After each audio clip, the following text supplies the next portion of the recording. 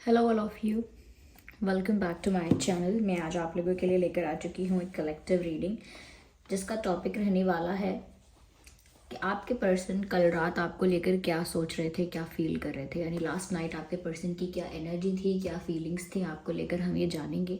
ये reading general है, collective है। हो सकता है कि आपकी सिचुएशन के साथ एक्यूरेटली रेजोनेट करे, हो सकता है कि कुछ परसेंट रेजोनेट करे या बिल्कुल ना करे। आप ओपन माइंडेड होकर सुनिएगा। ये रीडिंग जनरल है, कलेक्टिव है, सभी के लिए मैसेजेस आएंगे।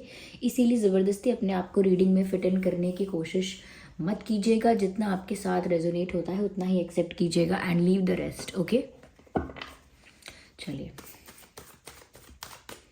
देखते हैं यहाँ पे कि कल रात आपके पर्सन आपके लिए क्या फील कर रहे थे, क्या सोच रहे थे। लेट्स सी।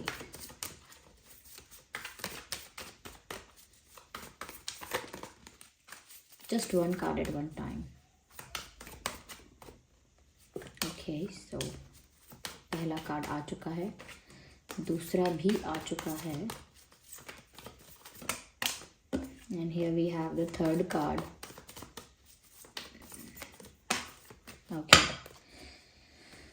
देखिए जैसे भी ये कार्ड्स आए हैं, जैसे फाइटिंग है, रिबेल है, द बर्डन है, इनर वॉइस है, ये कुछ इस तरह के कार्ड्स आए हैं व्यूअर्स, जिससे पता चलता है कि कल रात आपके जो पर्सन हैं वो एक तरह के स्ट्रगल कर रहे हैं, जैसे मेंटली किसी चीज़ से, मन से, किसी किसी बात को लेकर, दिमागी रूप में या अंदर ही अंदर एक स्ट्रगल चल रहा है, जैसे एक बैटल चल रहा है। इस तरह का एक स्ट्रेसफुल, ऐसा लगता है कि जैसे उनकी लास्ट नाइट जो थी वो काफ़ी स्ट्रेसफुल थी, काफ़ी स्ट्रेस लिया है, काफ़ी टेंशन ली भी है, और बहुत सारी चीज़ें ऐसी हैं जो कहीं ना कहीं उनको स्ट्रेस करेंटली दे रही हैं। ऐसा नहीं है कि सिर्फ कल रात, उनकी लाइफ में जो सिचुएशन चल रही है या अपनी लव लाइफ को लेकर जैसी भी सिचुएशंस को वो डील कर रहे हैं या कर रही हैं, तो ऐसा लगता है जैसे समवेयर उनको कुछ ऐसी चीज़ें अकेले हैंडल करनी पड़ रही हैं जिससे उनको स्ट्रेस हो रहा है। आइए चले देखते हैं फिर यहाँ पे कि क्या है यहाँ पे मैसेजेस। देखिए, सबसे पहली चीज़ ये कि किसी तरह का दबाव, किसी तरह का दबाव, किसी तरह का बर्डन यहाँ पर मुझे आपके पर्सन की लाइफ में नज़र आ रहा है। डेफिनेटली ऐसा लगता है कि जैसे आपके पर्सन जो हैं वो बर्डन फील कर रहे हैं। ऐसा लगता है कि जैसे उनके ऊपर किसी का प्रेशर है, किसी का कंट्रोल है, या ऐसा हो सकता है कि जैसे कोई उनको बहुत ज़्यादा ऑर्डर कर रहा है, या कोई उनको बहुत ज़्यादा ब्लैकमेल कर रहा है, इमोशनल ब्लैकमेल कर रहा है, या बहुत ज़्यादा कोई उनको प्रेशराइज कर रहा है, जिसकी वजह से आपके पर्सन को एक दबाव महसूस हो रहा है, घुटन महसूस हो रही है। और कल रात भी वो ऐसा ही सोच रहे थे, ऐसी ही उनकी एनर्जी थी, वो बहुत ज़्यादा बर्डन फील कर रहे थे कल रात को। इसी वजह से मैं बोल रही हूँ, एक तरह का स्ट्रगलिंग और स्ट्रेसफुल टाइम था उनका कल रात का। तो ऐसा लगता है जैसे जैसे कुछ ऐसा कोई उनसे करवा रहा है, कोई उन्हें ऐसी परिस्थिति में स्टक करके रख रहा है, फंसा के रख रहा है जहाँ वो दिल से होना नहीं चाहते। सपोज़ आपको कहीं जाना नहीं है, आपका मन नहीं है, आप बिल्कुल उस चीज़ के लिए इंटरेस्टेड नहीं हो, फिर भी कोई आपको प्रेशराइज करके या बर्डन आपके ऊपर ऐसा कोई क्रिएट करे कि जिसकी वजह से आपको जाना पड़े, प्रेशर क्रिएट करे। तो ऐसा लगता है कि जैसे बहुत सारी चीज़ें इनकी लाइफ में ऐसी हो रही हैं जो ये नहीं चाहते। बहुत सारी चीज़ें लाइफ में इनको ऐसी करनी पड़ रही हैं, या बहुत सारी ऐसी सिचुएशंस में इनको इन्वॉल्व होना पड़ रहा है करेंटली दीज डेज, जहाँ पर उनका ज़ीरो इन्वॉल्वमेंट है, या ज़ीरो इंटरेस्ट है, और कोई मतलब नहीं है उनको। लेकिन स्टिल यहाँ पर कुछ लोग हैं, ये कोई एक पर्सन भी हो सकता है, ग्रुप ऑफ पीपल भी हो सकता है, और कोई सिचुएशन भी हो सकती है जो कहीं ना कहीं आपके पर्सन को थोड़ा सा प्रेशराइज करती है या पुश करती है बात मनवाने के लिए, चाहे थ्रेटन करके, धमका के, गुस्सा करके, या इमोशनली ब्लैकमेल करके, या कस्में वादे करवा के, कि या नहीं तो फिर किसी और तरह से। बट देयर इज़ कंट्रोल, एक डोमिनेशन दिखता है यहाँ पे। और वो कल इस बात से बहुत परेशान हो रहे थे, ऐसा सोच रहे थे कि कब तक ये सब चलता रहेगा, कब तक मुझे किसी और के अंडर अपनी लाइफ को कंडक्ट करना पड़ेगा, कब तक मैं किसी की सुनूंगा, या कब तक मैं किसी की बात मान के चलती रहूँगी। मेरी अपनी लाइफ का क्या, मेरे इंडिपेंडेंट डिसीजंस का क्या, मेरी फ्री विल का क्या, मैं जो खुद से चाहती हूँ या चाहता हूँ उसका क्या हुआ फिर? मेरा कोई इंडिविजुअलिटी नहीं है क्या? मैं अपने आप से कुछ डिसाइड नहीं कर सकता क्या? मेरी अपनी लाइफ नहीं हो सकती क्या? हमेशा मुझे मतलब सुन के दूसरों की बात ही माननी पड़ेगी, तो ऐसा नहीं है कि हमेशा इनके साथ ऐसा होता ही है। लेकिन फिर भी इनके जो फैमिली डायनामिक्स हैं या सर्कल है इनका, वो कुछ इस तरह का ही है कि वो प्रेशराइज्ड फील कर रहे हैं। और ये प्रेशर किसी एक पर्सन द्वारा भी क्रिएट किया हो सकता है, तो ऐसा मत सोचिएगा कि ये बहुत सारे ही लोग हैं या फिर सच में कोई एक ही इंसान है। ग्रुप ऑफ पीपल और एक इंसान कोई भी हो सकता है। लेकिन बात क्या निकल रही है, काफ़ी एग्जॉस्टेड है वो कल रात को, स्ट्रेस में है, एग्जॉस्टेड है। जब इंसान ऐसी चीज़ें करता है जो उसका मन नहीं कर रहा करने का, उसकी क्या हालत होती है, उसकी मनोस्थिति क्या होती है, वही इनकी मनोस्थिति थी कल रात।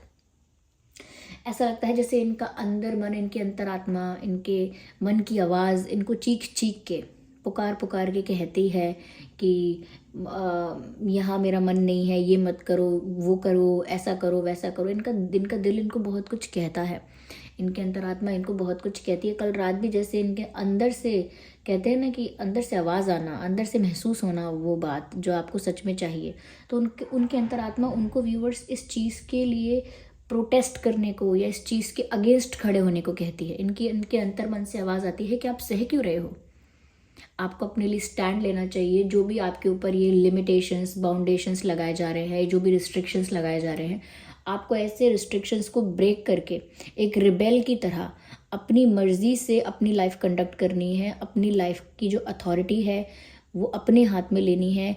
अपनी लाइफ का जो चार्ज है वो अपने हाथ में लेना है, यानी कि जो गाड़ी का स्टीयरिंग व्हील है वो अपने हाथ में लेना है, आपकी ही गाड़ी का। बहुत समय तक आप दूसरे को अपनी गाड़ी ड्राइव करके पीछे बैठे रहेंगे तो आपको पहले तो अच्छा लगेगा कि आपको कोई स्ट्रेस नहीं है, जो दूसरे कह रहे हैं वो करना पड़ रहा है आराम से, लेकिन आगे जाके ये आपके लिए एक जेल जैसा हो जाएगा कि आप मन का नहीं कर पा रहे, जहाँ जाना चाह रहे हैं वहाँ नहीं जा पा रहे। तो वैसा ही यहाँ पर कल रात भी जैसे इनकी अंतरात्मा इनको बोलती है कि अपने लिए स्टैंड लो, कुछ करो, अगेंस्ट जाओ, चाहे चीज़ों के अगेंस्ट जाओ, चाहे इन रूल्स को ब्रेक करो, चाहे इन लोगों के टाइप्स जो है या जो इन लोगों का एक बिलीफ सिस्टम है सो कॉल्ड, उसको ब्रेक करो और जो आपको करना है वो करो। आउट ऑफ द वे जाके करना पड़े तो आउट ऑफ द वे जाके करो। कहीं ना कहीं इनको अंदर से ऐसा फील होता है, जोश आता है। ऐसा कल रात को भी ऐसा लग रहा है कि जैसे उनको ऐसा कुछ अंदर से महसूस हुआ, क्योंकि वो एनर्जेटिकली तो एग्जॉस्टेड थे ही। ओके, तो ऐसा देखिए, दोनों ही कार्ड्स यहाँ पर उस चीज़ के लिए ही बता रहे हैं। लुक एट दिस, आपको मैं पिक्चर्स दिखाऊंगी ना, आपको ऐसा लगेगा कि आप भी समझ पा रहे हैं clearly. Look at this picture, ये कोई पहाड़ चढ़ने के लिए ये जो महिला है इनको बोल रही हैं, और ये कितने एग्जॉस्टेड दिख रहे हैं, तब भी इशारा कर रही हैं कि ऊपर की तरफ बढ़ो। तो बर्डन साफ साफ यहाँ दिख रहा है, और ये पर्सन कितना एग्जॉस्ट है इस बर्डन की वजह से, ये भी यहाँ साफ साफ दिख रहा है। और ये जो बात मैंने कही है कि समवेयर ये इनको इंटरनली और कहीं ना कहीं स्पिरिचुअली गाइड तो किया जा रहा है कि इनको अपने लिए स्टैंड लेना चाहिए, क्योंकि हर इंसान की अंतरात्मा उसको सही गलत बता देती है। ओके, अगर आप किसी से पूछेंगे, दूसरों से पूछेंगे सही क्या है गलत क्या है, तो व्यूअर्स एक ही जवाब है कि व्यक्ति का मन जानता है क्या सही है क्या गलत है। वो हम बस प्रिटेंड करते हैं कि हम कंफ्यूज हैं, हमें पता है क्या सही है क्या गलत है। देखिए ये वाले कार्ड्स यहाँ पर देखिए, ये रिबेल का कार्ड है, जो कि इनको लगता है कि ऐसे ही इनको अपनी मर्जी से जीने के लिए सारी बंदिशें, सारे रिस्ट्रिक्शंस तोड़ के आउट ऑफ द वे जाना चाहिए। यानी कि इन परिस्थितियों से, ये जो स्टक सिचुएशंस हैं जहाँ उनको बांध के, ये जो जंजीर कहते हैं, ये जो जंजीर आप देख रहे हैं इसमें बांध के जकड़ के रखा गया है, इस परिस्थिति से बाहर आने के लिए ये चेन तोड़नी पड़ेगी। और एक चेन तोड़ने के लिए इनको एक रिबेल बनना पड़ेगा, क्योंकि आसानी से इस सिचुएशन से वो फ्री नहीं हो पा रहे हैं। They have to do something unique to come out of that situation. तो उनको रिबेल बनना पड़ेगा। ओके, ये ताले जो उनके ज़िंदगी पे लगा दिए गए हैं ये तोड़ने पड़ेंगे। And for that they have to fight, they have to keep fighting for themselves. अपनी मर्जी के लिए, अपने प्यार को पाने के लिए, अपनी डिज़ायर्स को पूरा करने के लिए, अपने गोल्स को अचीव करने के लिए, क्योंकि वो आपके लिए बहुत कुछ करना चाहते हैं, आपके तरफ, आपके डायरेक्शन में बहुत कुछ करना चाहते हैं, लेकिन नहीं कर पाते because of this burden, because of this change, this restriction. तो वो नहीं कर पाते हैं, लेकिन वो चाहते बहुत है, इसीलिए they will fight for that. और कल रात को ऐसा ही सोच रहे थे कि जैसे उन्हें इन चीज़ों के अगेंस्ट जाना होगा, ये रिस्ट्रिक्शंस को ब्रेक करना होगा और एक टफ फाइट देनी होगी। देखिए फाइटिंग का कार्ड आया है, एक टफ फाइट देनी होगी। ओके, अपने अधिकार के लिए या अपने प्यार के लिए उन्हें लड़ना होगा। कितने भी लोगों से कितने भी लोगों को फेस करना पड़े, कितने भी लोगों को टफ फाइट देनी पड़े, कितने भी चैलेंजेस को टैकल करना पड़े, उन्हें करना होगा। They are ready, they are prepared for that. तो कल रात ऐसा सोच रहे थे कि मुझे एक टफ फाइट देनी होगी। ये रूल्स रिस्ट्रिक्शंस है जो मेरे ऊपर, जो भी बाउंडेशंस हैं, ये जो भी बिलीफ सिस्टम्स हैं, उसको ब्रेक करना पड़ेगा और इस बर्डन को अपनी लाइफ से रिलीज़ करना है। क्योंकि तभी मेरे मन को शांति मिलेगी, तभी मैं अपने दिल की चीज़ें कर पाऊँगा या कर पाऊँगी, और वही मेरे लिए हैप्पीनेस है, वही मेरे लिए मेरा सुकून है। तो इतनी क्लैरिटी है इनको। ओके, या ये चीज़ यहाँ पर दिख रही है। चलिए आगे हम और देखते हैं कि कल रात और कैसा फील कर रहे थे।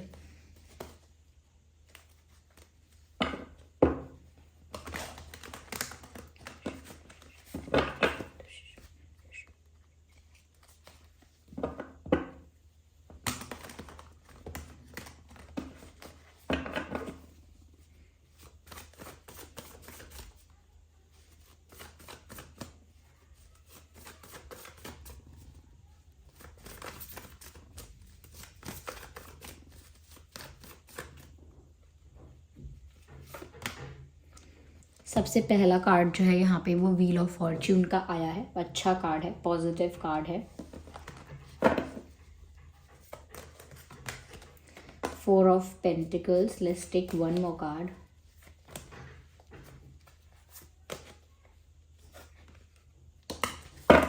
Eight of pentacles. देखिए व्यूवर्स, यहाँ पर मैं ये आपको बताना चाहूँगी कि ये कल रात कहीं ना कहीं इतना स्ट्रेस लेने के बाद भी थोड़ा किस्मत पर डिपेंड हो रहे हैं, या थोड़ा किस्मत को ब्लेम कर रहे हैं, या किस्मत को लेके चल रहे हैं। यानी कि ऐसा सोच रहे थे कल रात कि ये जो मेरा हो रहा है ना मेरी लाइफ में, ये जिन परिस्थितियों में फंसा हुआ ना मैं, ये मेरी किस्मत ही बेकार है। या जिन सिचुएशंस में मैं स्टक हो गई हूँ या स्टक हो गया हूँ, या जिन चीज़ों में उलझ कर रह गया हूँ या रह गई हूँ, ये मेरी किस्मत की वजह से हो रहा है। मैंने कुछ ऐसे बुरे कर्म ज़रूर किए होंगे कभी ना कभी, जिसकी वजह से आज मेरी किस्मत ने मुझे ऐसे सिचुएशन में लाकर खड़ा कर दिया है। तो वो थोड़ा डेस्टिनी को लेकर बोलते हैं कि डेस्टिनी इनकी ऐसी टेढ़ी है, ऐसी ऐसी प्रॉब्लमेटिक है कि किस्मत में ही इनके ये प्रॉब्लम लिखा था, और पता नहीं क्या उनके कर्म थे जिस वजह से लिखा था। कभी कभी हम अपनी किस्मत को भी ऐसे दोष देते हैं ना, मेरी किस्मत ही ख़राब है। कोई मेरे साथ कितना भी अच्छा करेगा ना तो भी मुझे कोई फ़ायदा नहीं होगा, क्योंकि मेरी किस्मत ही ख़राब है।